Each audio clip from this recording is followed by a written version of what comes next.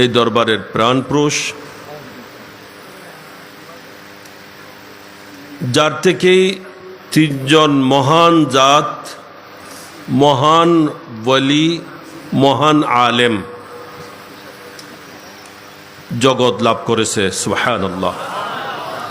দাদা হুজুর কেবলা সুলতানুল ওয়াইজিন শাহ হাসুজ্জামান হাশমি রহমতুল্লাহ আলাই এবং ওনার এই যোগ্য উত্তরসূরি নূরে নজর লখতে জিগর আব্বা হুজুর কেবলা আমিন মিল্লত রহমতুল্লাহ আলাইর পবিত্র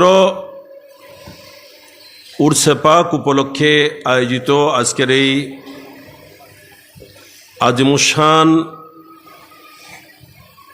সুন্নি কনফারেন্স ইনাদের আগাগোড়া সবার কাছে জানা। ইনারা ওই মহান জাত যাদের পুরা জিন্দেগি আল্লাহর বান্দাদেরকে আল্লাহমুখী করার জন্য, আল্লাহর বান্দাদের হেদায়েতের মধ্যে যাদের জীবন অতিবাহিত, যাদের সারা জীবনের সাধনা ছিল একটাই, যে নবীর উম্মতকে নবীর ওয়াফাদার বানাবে। নবীর উম্মতকে নবীর ওয়াফাদার বানানো, এটাই ছিল ওনাদের জীবনের সারা জিন্দেগির সাধনা। এটার জন্যই ওনারা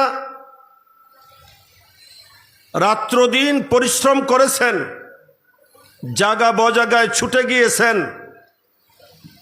আপত্তি করেননি। যেখানে আর কেউ যেতে আপত্তি করেছেন সেখানে ওনারা ছুটে গিয়েছেন। এবং একটু আগেই আজকের মাহফিলের যিনি অন্যতম আকর্ষণ, প্রবীণ আলেমে দ্বীন, ইনি বলেছেন যে কিভাবে গিয়েছেন। আমরা অনেক সময় দূর দূরান্ত সফর করে ক্লান্ত শ্রান্ত হয়ে যায়, পেরেশান লাগে। এই গন্ডামারার কথা বলতেছে, গন্ডামারা কিছুদিন আগে আমিও গিয়েছিলাম, আবাজ মঞ্জুর আফজাহানার 60তম না 100তম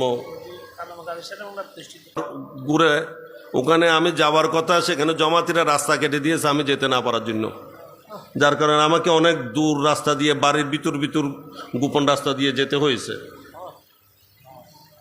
এরা ডিসি গিয়ার কাছে পর্যন্ত গিয়ে, থানায় পর্যন্ত গিয়ে আমার বিরুদ্ধে নালিশ দিয়েছে যে আর অন্য কেউ আসতে পারবে, উনি আসতে পারবে না।